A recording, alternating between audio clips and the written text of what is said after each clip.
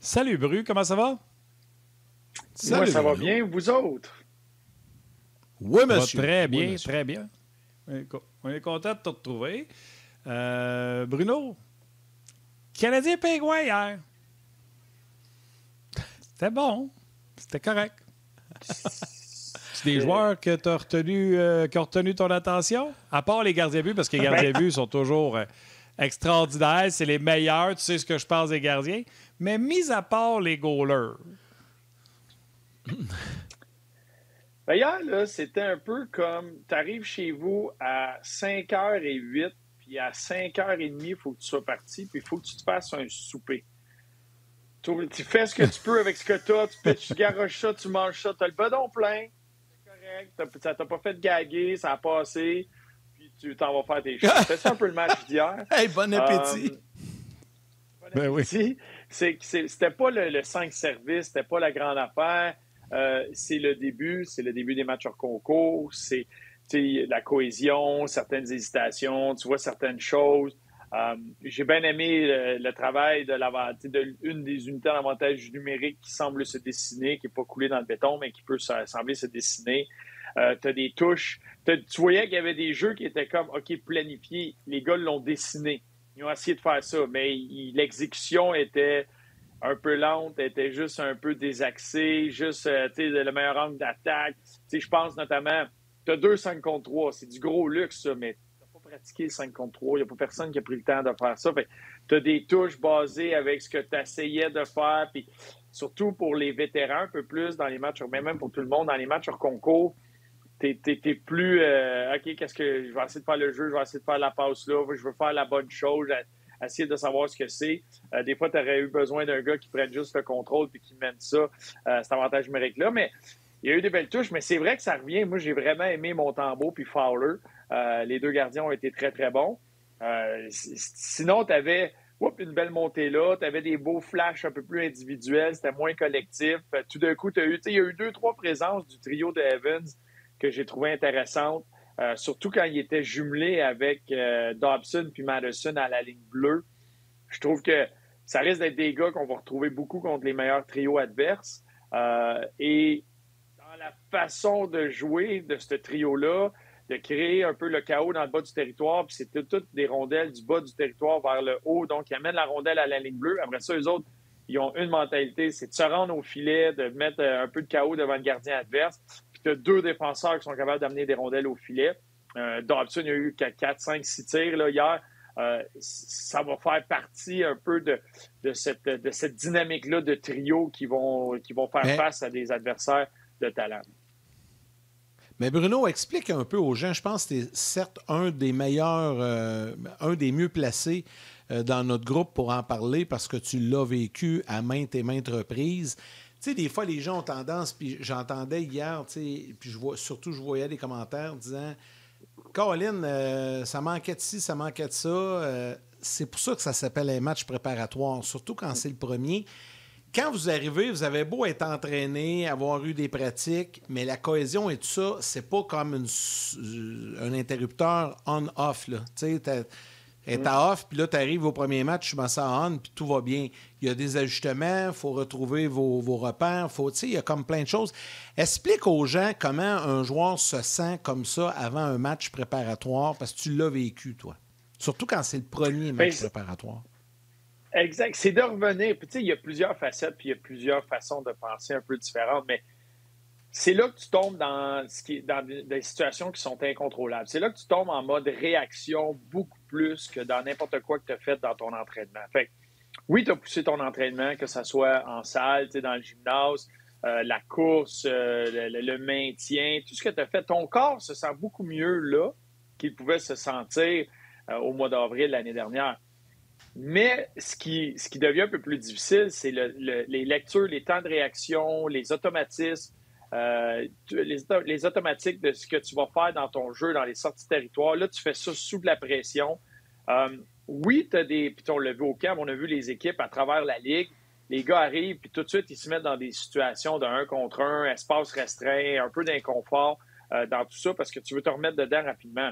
Mais quand Josh Anderson va dans un 1 contre 1 contre Nick Suzuki, Il va là pour le contrer, il veut pas se faire battre, il veut pas avoir l'air fou, mais il a pas, sa vie en dépend pas. Tout va bien aller, il y a un peu de pression, tu sais que ça va être dans les règles de l'art, tu sais qu'il va faire attention. Là, hier, tu as des coups d'épaule qui se donnent, tu as des mises en échec, tu as des gars qui veulent se prouver. Fait que la pression vient beaucoup plus rapidement. La pression vient, c'est bien différent. Puis tu as eu beau à t'entraîner. Ce qui devient dur, c'est constamment réagir à un contact ici, un gars dans ta face, un gars qui te dérange, versus l'entraînement d'été, c'est va à ce compte-là, tu vas faire ça, tu fais ce mouvement-là, puis tu fais tout le plus vite possible. Mais toute ta trajectoire, tu y vas comme tu peux, tu y vas, puis tu es en contrôle. Quand tu arrives dans les situations de 1 contre 1, quand tu arrives dans les situations de lecture, quand tu ne sais pas exactement ce qui va se passer, puis qu'il y a tout le temps ce contact-là physique, puis juste ce plus-là à te dégager d'un joueur, à une bataille à 1 contre 1, tu rentres dans une bataille à 1 contre 1, tu coupes ton souffle. Souvent, il y a des gars qui arrêtent de respirer une fraction de seconde ou deux ou trois respirations pour avoir le contact, prendre le contact, gagner une bataille. Fait que c'est toute cette espèce de changement-là que tu dois réagir qui devient un peu plus essoufflant, qui vient t'affecter un peu plus. Puis tes lectures sont juste une demi-seconde, soit plus lentes, ou tu as l'impression que tu dois faire 2 fois la même lecture pour être certain de comprendre ce qui s'en vient. Parce que ça fait un moment que tu n'as pas été dans des prises de décision rapides comme ça, avec de la pression, des bâtons, des gars, réagir, savoir qu'est-ce qui va se passer.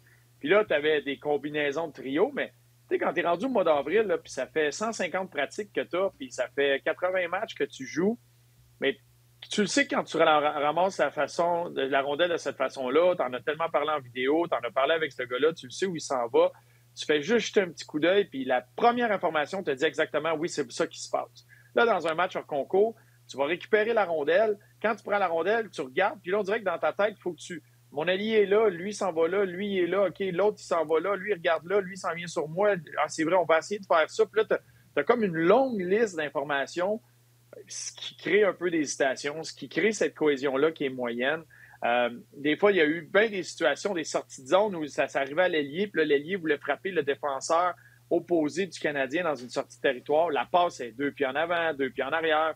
C'est le genre de situation que les gars, à partir de maintenant, vont faire sans arrêt, puis il va y avoir de la répétition en masse, mais que pendant l'été, quand tu travailles un peu plus sur le côté individuel, que tu es moins dans le collectif, tu n'es pas dans des groupes où tu as des sorties de zone comme ça, puis même quand tu arrives au camp, tu as juste quelques fréquences, c'est ces petits tweakings-là d'enlever l'hésitation qui donnent ce qu'on a vu hier en termes de match hors concours, puis c'est bien normal. Justement, là, les gars vont revenir, la mémoire musculaire qu'on va appeler, le rappel, rapidement, ils vont toucher à toutes ces facettes-là, quelques répétitions, puis tu retombes dans le bain. Mais serait attendu peut-être que Anderson, puis Gallagher, puis Evans auraient peut-être eu plus cette cohésion-là parce que, Anderson et Gallagher ont joué ensemble, puis 2, pas être méchant, mais c'est pas compliqué leur style de jeu. Ils vont travailler dans l'eau, en bas de la ligne des buts, etc.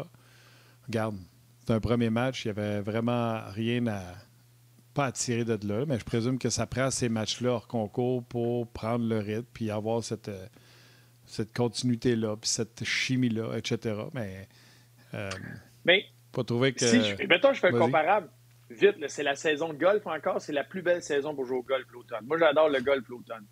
T'as beau jouer, tu sais, mettons, t'as beau aller frapper des balles.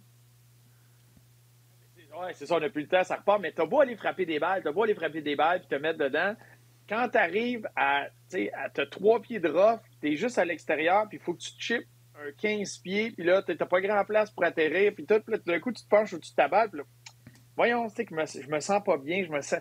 tabarouette. Puis c'est là que t'es manques. T'as eu beau en faire 75 dans une situation contrôlée avant, ça devient différent dans le match. Puis même pour des vétérans comme ça, il y a juste ce petit feeling-là. Ça va revenir vite.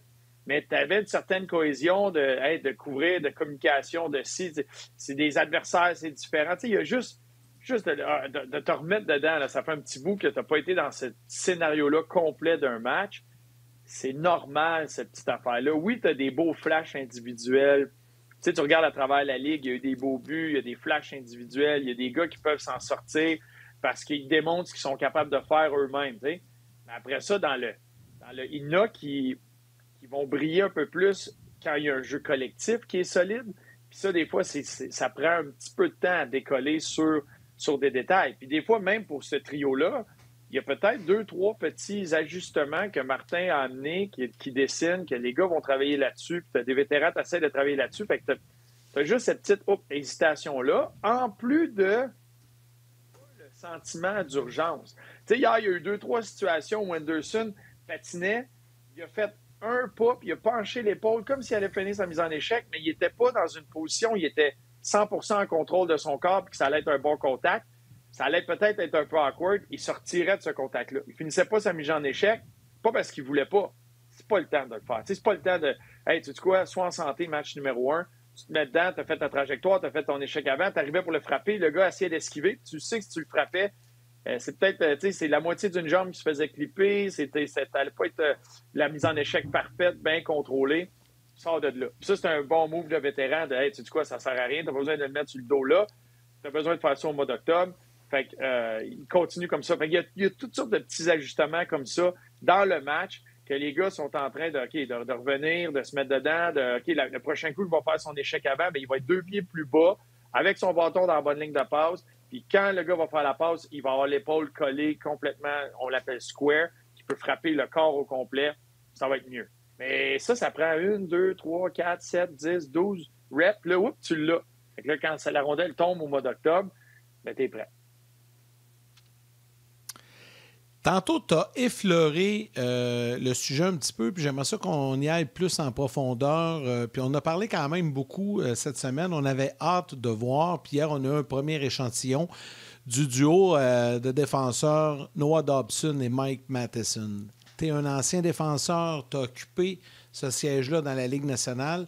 Ton appréciation de ce qu'on a vu hier, l'échantillon est court, là, c'est un premier match, mais quand même, on a vu des belles choses de Dobson et de Matheson. Bien, moi c'est 2 défenseurs que j'adore, c'est 2 défenseurs que j'admire beaucoup. Mais je te le dis, Martin, il y a des fois qu'on va s'asseoir, puis je sais, Martin, comme gardien, lui, il est défenseur, des fois, il y a cette relation-là, le love-hate relationship avec les défenseurs. C'est certain. Des défenseurs, Martin, des fois, tu vas me regarder, tu vas brasser la tête, puis dans ton salon, je sais que tu vas lâcher 2-3 mots d'église. Mais c'est un duo de défenseurs que quand la cohésion va être là, ils vont être très efficaces. Ils vont couvrir de la glace. C'est pas un duo de défenseurs qui va être très physique, mais c'est un duo de défenseurs qui va être efficace, qui va bouger la rondelle. Et surtout, c'est un duo de défenseurs qui va tout le temps avoir une deuxième vague. Il va tout le temps avoir un 4e joueur dans l'attaque. Ça va être intéressant à voir. C'est 2 gars qui veulent la rondelle. 2 gars qui veulent faire des jeux, puis c'est 2 gars qui veulent suivre l'attaque et ils ont le patin pour suivre l'attaque. Fait que ça va être super intéressant à suivre. Il y a des fois que ça va cliquer, là, puis tu as l'impression qu'à chaque fois qu'ils vont être sur la glace, ils vont avoir des temps forts en territoire adverse parce qu'ils vont patiner, ils vont sortir la rondelle, ils vont avoir des jambes, cette game-là, ça va se rendre l'autre bord. Puis tu as des games que tu vas te dire, Martin va se taper le front avec sa main, il va dire qu'est-ce qui est arrivé là, qu'est-ce qu'ils ont pensé, parce qu'ils vont se retrouver les deux à avoir un peu les pieds vers l'avant, les deux à avoir un trou, puis whoop, il y a un revirement, une rondelle qui saute par-dessus un bâton, ça va être un 2 contre 0 l'autre bord, ça va être un échappé, ça va être un 2 contre 1, ça va... Là, tu es là, oh, t'as une minute, parce que les deux ont cette mentalité-là, les deux vont chercher ces trous-là, puis avant...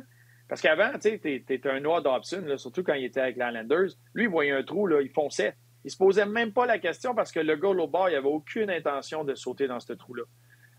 Madison, dépendamment avec qui il jouait, il y a eu des bons moments où c'est lui qui sautait dans le jeu. Là, quand tu te retrouves avec un gars que lui-ci veut sauter dans le jeu, lui-ci veut trouver ces trous-là, bien, il va tout le temps en avoir un des deux qui est juste un peu mieux placé que l'autre, que ça va être un peu plus opportun pour lui. De trouver cette cohésion-là entre les deux, mais ça va être intéressant. Puis c'est 2 gars que dans leur territoire, ça va être le positionnement, ça va être le bâton. C'est pas des gars qui vont nettoyer le devant du filet comme certains peuvent le faire, mais qui vont bien se positionner puis qui vont surtout être efficaces par le fait qu'ils vont isoler les attaquants adverses. Mais moi, je m'attends à plusieurs petits mettons, crampes au cerveau de début de saison, d'ajustement de ces styles-là, mais qu'un moment donné, tu les laisses ensemble, puis un moment donné, quand ça se met à cliquer, ça va être le duo de défenseurs que tu risques de voir beaucoup contre les meilleurs trios adverses, advenant que ça reste comme ça, puis advenant que ça clique. C'est le genre de gars que tu vas être capable, On appelle ça des minute munchers. Là. C'est des gars qui sont capables de prendre des minutes. Ils vont être capables de t'en jouer 20, 22, 25 sans problème, sans affecter trop la qualité, parce qu'ils ont les jambes pour le faire, parce qu'ils l'ont tout le temps fait. Fait que ça va être intéressant. Premièrement, Bruno, je tiens à dire à ma mère que je ne sac pas dans mon salon. C'est la première chose que je disais voulais des mots dire, d'église, ça même peut être quand un les banc. Un banc. Une toge. L'autre affaire que je veux savoir, c'est... Les gens ne le savent pas, mais à un moment donné, tu as été dans mon pool de hockey. Puis tu as tout fait ou tu as repêché Noah Dobson. Fait que tu l'aimes beaucoup, Noah Dobson, mais je veux savoir si c'est juste parce que lui aussi a joué à Acadie Batters. Si c'est pas pour ça, je veux savoir pourquoi tu l'aimes. Ouais. Bien, Noah Dobson, là, puis j'ai hâte de... Noah Dobson, c'est un défenseur que à 17 ans, tu sais, moi j'ai eu la chance de le croiser à 17 ans, tout jeune à Batters, quand il a gagné sa première coupe. Les attentes qu'il a envers lui, la maturité qu'il a, son approche, tu sais, c'est un gars humble, c'est un gars d'équipe, tu sais, c'est pas un moi je vais le faire, tassez-vous. Je l'ai vraiment apprécié, tu sais, j'ai été chanceux de pouvoir le rencontrer là. Tu sais, Mario Pouliot qui m'avait demandé de venir faire un tour. J'étais allé faire un tour à Batters. Il y avait une petite cérémonie, c'était le fun. Puis c'était pendant il était contre Victoriaville, je crois, en demi-finale avant de jouer la grande finale pour la Coupe du Président. Puis il s'en mettait beaucoup sur les épaules. C'était seulement un jeune de 17 ans. Puis c'était un peu ça que Mario m'avait demandé. Il dit, gars, faut qu'il relaxe, faut qu'il laisse son talent bouger. Puis on s'était assis, tu sais, une demi-heure dans le bureau à Mario. Puis j'étais sorti de là impressionné de l'individu. Puis depuis ce temps-là, moi, c'est comme lui, là, il va être dans la Ligue nationale, puis il va être un gros morceau par à quel point il était solide, puis à quel point humble et la vision qu'il avait et les standards qu'il avait pour lui-même. Ceci étant dit, j'ai hâte de voir, parce que là, 9,5 millions, c'est tout le temps ça, hein, c'est le débat entre les attentes des gens et ce qui va se produire. C'est un gros salaire. Ça reste un gars extrêmement talentueux. Qui, Martin Saint-Louis parle souvent de touches. Il y a des touches avec la rondelle exceptionnelles. C'est un gars que partout il va être sur la patinoire, il va faire, quand la rondelle passe par lui, est dans une meilleure situation après qu'avant. C'est ton partner parfait que tu peux y garrocher des grenades, il va recevoir ça, puis il va faire un beau jeu avec ça. Tu y garoches des citrons, il te fait une belle limonade tout le temps. Mais c'est un gars qui, à un moment, va faire penser un peu à un Kirby Dach. Attends une minute, là, il faut que je défende ça un peu parce que c'est un gros bonhomme, il a un gros gabarit, c'est un patineur, c'est pas plus explosif, mais c'est fluide, puis il voit tout le jeu. Fait que souvent, il va se placer dans une situation où tu as l'impression qu'il bouge pas, qu'il attend, mais c'est parce qu'il attire. Il y a une grande partie de sa game qui est cérébrale, puis c'est impressionnant, ça. Mais des fois, il va se faire battre de force, il va se faire battre de vitesse, il va se faire battre là, puis c'est surprenant, puis là, t'es là, voyons donc, il l'a pas vu venir. Mais ça va arriver. Puis on va pouvoir continuer de débattre là-dessus après ceci.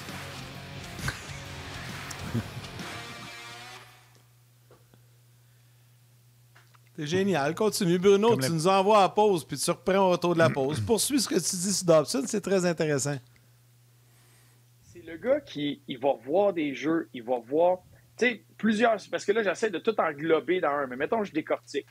En zone adverse, il va arriver des situations où il va voir un jeu, il va anticiper un déplacement d'un de ses joueurs, puis il va tenter une passe. Elle va passer. Puis le talent qu'il a, c'est que pour lui, elle va passer 7 fois sur 10. Quand la majorité des défenseurs, elle passerait 3 fois sur 10. Lui, elle va passer 7 fois sur 10. Mais les 3 fois qu'elle ne passera pas, ça se peut que ça te mette un peu dans le trouble. Surtout si le Madison de son bord, il est parti, puis anticipé, puis a essayé de bouger, ça se peut qu'elle te mette. Mais les 7 fois sur 10 qu'elle va passer, elle va donner une chance de marquer.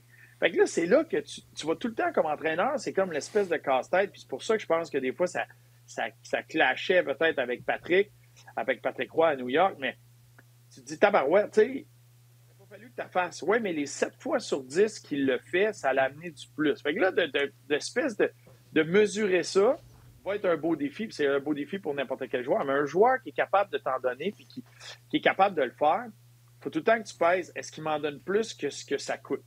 Puis cet exercice-là est à refaire, puis il y a des matchs que il est à Barouette aujourd'hui, il a coûté plus qu'il m'en a donné, mais la majorité du temps, il va t'en donner beaucoup. Mais même dans son territoire, dans son déplacement, il est bien positionné, il est là, il est ici. T'sais, il va voir des jeux développés, il va avoir un penchant, il va bien jouer défensivement, mais il va avoir un penchant d'être capable de sauter dans le trou. Puis là, il va avoir une rondelle au filet, il va se retrouver du mauvais bord. Puis c'est pas le gars qui rentre, les dents serrées, le coup de bâton, puis qui va déblayer. C'est le gars qui veut jouer intelligemment, où il va mettre le bâton à bonne place, il va juste soulever ton bâton au bon moment, il va tenter de couvrir cette ligne de passe-là, de faire dévier la rondelle. Et ça va arriver des fois que le gars va être capable de prendre une position sur lui, le tasser, puis marquer un filet. Puis là, le monde va faire tabarouette, un défenseur à 9,5 millions qui vient de se faire couper une passe en zone adverse, qui se fait marquer là. Ça va amener cette espèce de réaction-là. Mais il va t'en amener beaucoup plus qu'il va t'en coûter. Mais au nombre de jeux qu'il va tenter de faire, il va en avoir que ça va vraiment. Tu sais, Struble va se faire couper un peu moins souvent parce qu'il n'essaiera pas la passe en diagonale au gars qui est tout seul l'autre bord, où il ne se déplace pas sa bleue en voyant tout le monde bouger dans le fond. Puis, hey, je sais qu'il y a un bâton qui va se libérer là, puis je place la rondelle là. Fait que c'est là que. Il y a des moments, là, on va se regarder, on va dire hey, tabarouette Dobson, il était écœurant. Tu as vu la remontée du Canadien, c'est grâce à Dobson, tous les jeux qu'il a fabriqués. Puis il y a des fois que tu vas dire tabarouette, hier, ça a coûté un peu plus cher. Donc, ce que tu dis, ils vont défendre un petit peu plus à la Devon Taze puis Carl McCarr qu'à la Shea Weber et Aaron Ekblad, mettons. Pour défendre. Je ne te parle pas du côté offensif. Je ne suis pas en train de dire qu'on va avoir McCarr à défense, mais la façon de défendre, ça va être avec les patins et le bâton au lieu d'être physique devant le filet.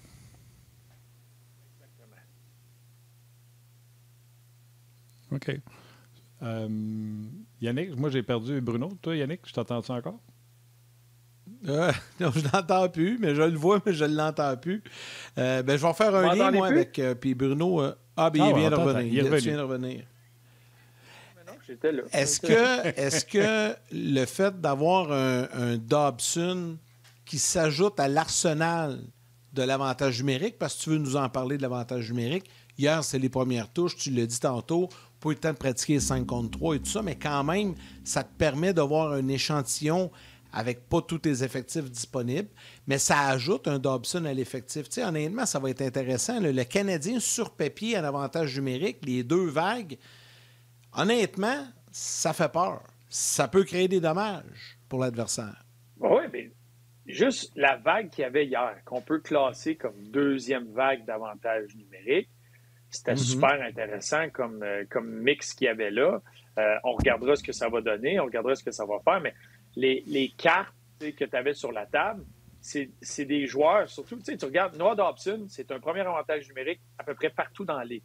Les équipes dans lesquelles il ne serait pas sur le premier avantage numérique, là, c'est quasiment ses doigts d'une main. Là. Oui, tu as un Quinn Hughes, tu as un McCarr, tu as un Werenski.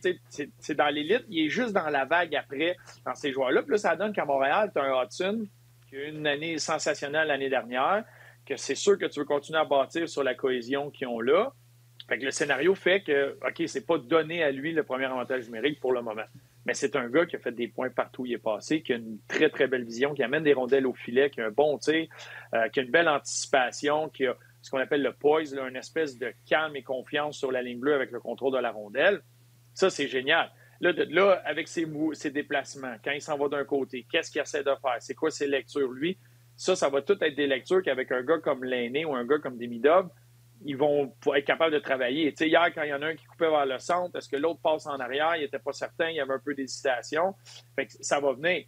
Mais moi, j'aimais ça que cet avantage numérique-là ait autant d'occasions hier pour justement voir toutes sortes de scénarios, voir des situations à 5 contre 3 où la pression était un peu plus haute, où ils donnaient la ligne des buts, ils donnaient un peu... Tu sais, ils ont tout fait pour couper les passes transversales. Mais il protégeait très bien l'intérieur, mais il laissait attaquer vers le bas du territoire. Qu'est-ce que tu fais dans ce temps-là? Ils ont essayé du bord de Demidov, ils ont essayé... Tu vois qu'ils ont essayé certaines choses. Fait que ça, c'est du beau matériel. Puis oui, ça devient une arme pour Martin, parce que si c'est le trio de Suzuki, ça fait 1 minute qui est sur la patinoire, qui vient tirer la pénalité, tu te dis pas dans ta tête, tabarouette, est-ce que je les renvoie? J'aimerais ça qu'ils partent. On perd par un but, on a besoin du but-là, il faut que je les envoie là. Tu as une vague qui peut aller faire qui est capable d'aller en mettre dedans, avec qui tu peux travailler. Fait que ça, je trouve ça important, mais moi, j'aimerais ça qu'on partage ça avec les gens de la télé qui vont revenir avec nous parce qu'on est chanceux de les avoir. On ramène les gens de la télé.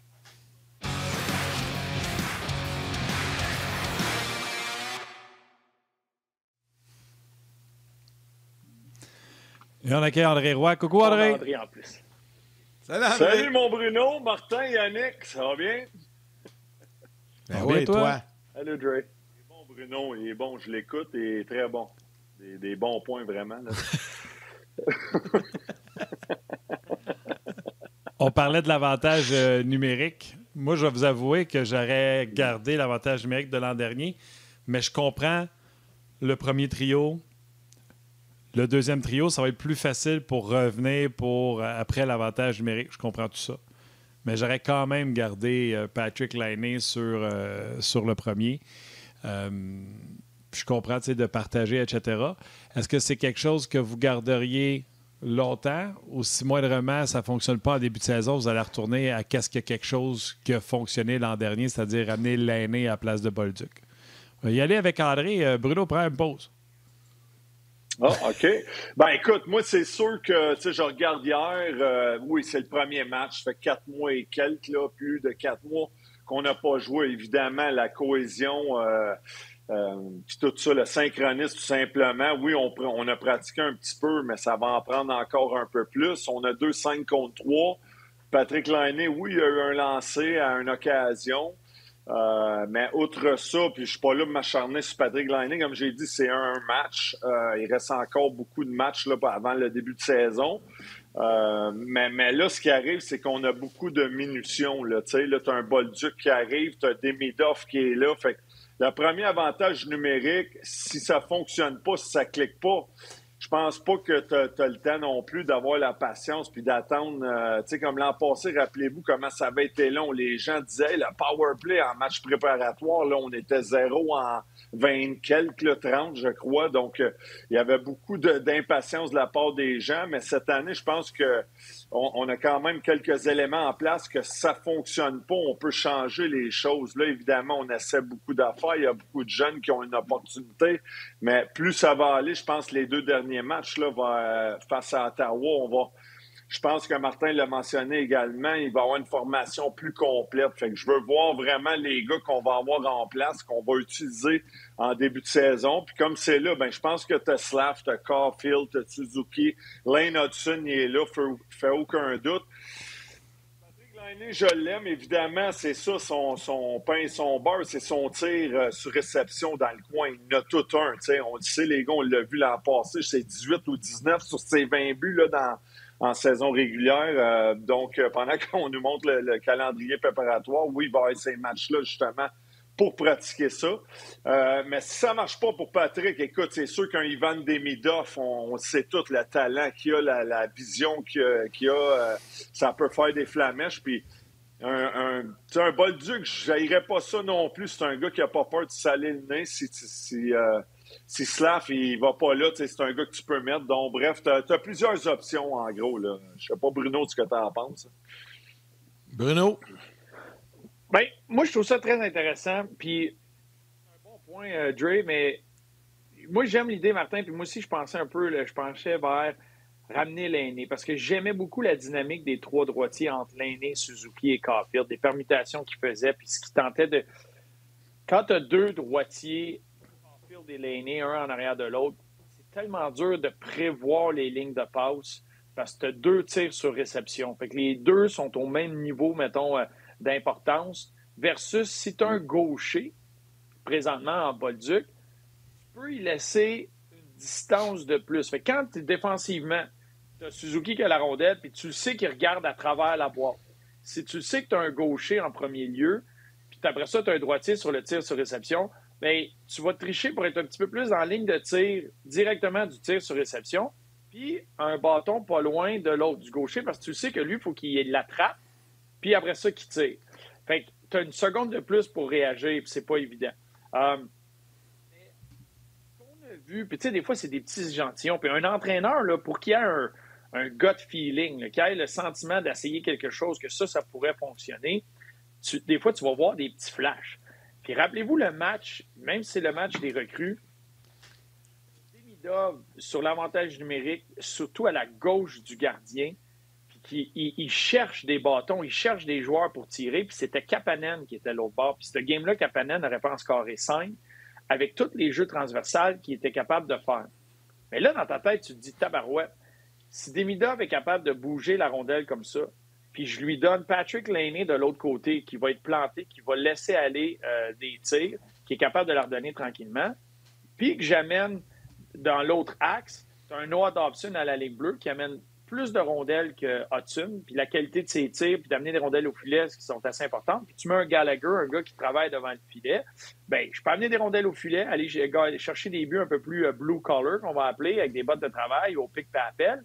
Puis j'ai un gaucher fabricant de jeu exceptionnel qui va avec un franc-tireur élite de la Ligue. Fait que tu sais, c'est l'espèce de ce que tu veux créer, de petite cohésion, de hey, on va y aller dans cette direction-là. Fait que ça peut être intéressant. J'aime le fait qu'il se donne la chance de l'essayer. Puis, tu sais, hier, Demidov, il y a eu 2 excellents tirs sur réception, que ça aurait pu être des buts, puis il les reprend, puis d'après moi, 6 fois sur 10, il score. Fait que, tu sais, c'est un autre facette. Puis de l'autre bord, bien, Bolduc, comme joueur pivot, dans le centre de la boîte défensive, c'est une des raisons pourquoi il y a eu autant de succès avec les Blues de Saint-Louis. Il a trouvé cette niche-là d'être bon dans cette situation-là, puis c'est pas évident, mais ceux qui le font bien à travers la Ligue, ça les aide. Puis de là, tu bâtis plusieurs options. Regardez le but que les Pingouins ont fait hier. Trouve le joueur bumper qui redonne au gars qui prend un tir sur réception. Tellement dur à défendre. Mais là, tu as un gaucher qui va être capable de fournir Caulfield de ce côté-là. Tu as la chimie, la cohésion entre Caulfield, Suzuki et Hudson qui bougeait bien la rondelle. Tireur qui a démontré que dans la Ligue nationale, il est capable de jouer cette position-là. Fait que, tu sais, je trouve que c'est des beaux tests à essayer, mais ton point, Martin, moi aussi, je serais porté assez rapidement de voir, parce que tu as plusieurs munitions là, de faire plusieurs tests pour voir qu'est-ce qui clique, qu'est-ce qui fonctionne, parce que tu en as maintenant des armes. Tu n'es pas limité à forcer des gars à jouer sur l'avantage numérique qui n'ont pas d'affaires là. Présentement, tu en as beaucoup. Tu en as même des gars qui seraient capables de jouer sur un avantage numérique que tu vas tasser parce que tu as des armes vraiment élites dans certaines facettes. Mais on s'entend, Bruno rapidement, excuse. Ah. Tu sais, mettons, là, tu parles de Laine, puis oui, c'est pas mal. Comme j'ai dit, c'est vraiment ça, sa facette numéro 1, c'est l'avantage numérique, tu sais. 5 contre 5, on en reparlera peut-être une autre fois, mais c'est vraiment là qui est utile, efficace. Mais on s'entend que si Laine n'est pas là sur le tir-réception, tu vas quand même avoir un Caulfield qui va être là, droitier, tir-réception. Fait que si c'est pas Laine, tu as Caulfield aussi. Fait que tu as quand même les 2 options, parce que là, au bord, soit Demidov ou Bolduc, tu pourrais avoir en tir de réception et que tu aurais les 2 options, non? Ou... Oui, bien c'est ça, c'est que ça dépend, tu sais, puis qui est gaucher, qui est droitier, c'est quoi les jeux, comment tu vas attaquer, puis les lectures vont se faire où, tu sais, il y avait une façon de faire, il y avait des permutations entre Caulfield puis Suzuki, les 2 droitiers, un à la droite, mettons à la gauche du gardien, qui descend de son côté fort, puis un dans la position du joueur pivot, puis on sait que Laine, lui, se plantait les pieds, puis il bougeait pas. Puis à un moment donné, ça s'est mis à fonctionner parce que t'as pas le choix de respecter ça. Là, si tu mets un gaucher là, bien, tu changes un peu la dynamique, mais ça se fait. Un peu penser à Kucherov puis Braden Point avec le Lightning. Il joue souvent en tag avec Braden Point dans le milieu. Fait que, tu sais, le Caulfield avec le Bolduc, exemple, puis il se met à bouger un petit peu cette rondelle-là, puis après ça, il la traverse l'autre bord, il la ramène en haut, il attaque le bas. Fait que c'est selon ce que tu as devant toi. Fait que, tu sais, Martin, ce qui met sur la glace, je pense, présentement, c'est que tu as un gaucher en Demidov sur une unité qui est capable de regarder vers ce qui va être un Kirby Dach ou un Laine, qui est leur trio. Fait que pourquoi pas l'essayer comme ça? Il regarde 2 droitiers, puis il peut amener des rondelles en haut à un Dobson, qui est un autre droitier, qui veut tirer. Fait que Demidov, lui, regarde 3 droitiers. Ça va être au droitier d'être capable de trouver des lignes de passe. Demidov de mettre la rondelle là, puis d'amener des rondelles au filet. Quand t'en as un, Gallagher, qui lui, moi, je me plante les 2 pieds devant le gardien, je bougerai pas. Fait qu'amenez-en des rondelles. Fait que là, ça va être de shooter. Demidov va prendre la rondelle, va amener ça, tu veux shooter. Fait tu sais, quand tu mets une couple de gars sur la glace pour un avantage numérique, c'est sur quel genre ou de structure ou de mentalité tu veux les amener. Parce que les meilleurs avantages numériques vont prendre ce qui leur est donné et non en tenter d'imposer. Fait que là, ça va être à Demidov de dire hey, est-ce qu'ils trichent sur l'aîné, fait que je la glisse à Dak? Est-ce qu'ils couvrent juste le bas, fait que je la monte en haut à Dobson?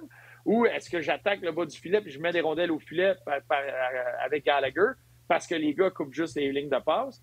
Puis tu as la même affaire de l'autre bord où, avec Suzuki, le droitier qui descend souvent de son côté fort, bien, est-ce qu'il va amener les rondelles vers Slavkovski pour aller de backdoor, qu'on appelle de l'autre côté, par la porte arrière à Caulfield? Est-ce qu'on va jouer plus vers les permutations du haut de territoire puis essayer de fournir Caulfield pour des tirs sur réception? Fait que quand tu mets selon les droitiers et gauchers que tu mets sur la glace, tu leur donnes des espèces de patrons, plusieurs options, puis de là, c'est à vous de faire vos lectures ensemble. Mettre des options, tu sais. Oui, c'est ça. Les options sont là. Tout à fait. Très intéressant. Bruno, on va te laisser là-dessus. On t'a fait faire un petit peu d'extra, comme les joueurs. Des fois, ils font des extras sur la glace après une séance d'entraînement. On te laisse là-dessus, Bruno. On te retrouve la semaine prochaine. Hey, bonne fin d'émission, la gang. Bon match ce soir. Salut, Bruno. Salut, madame. Oui. Salut, Bruno.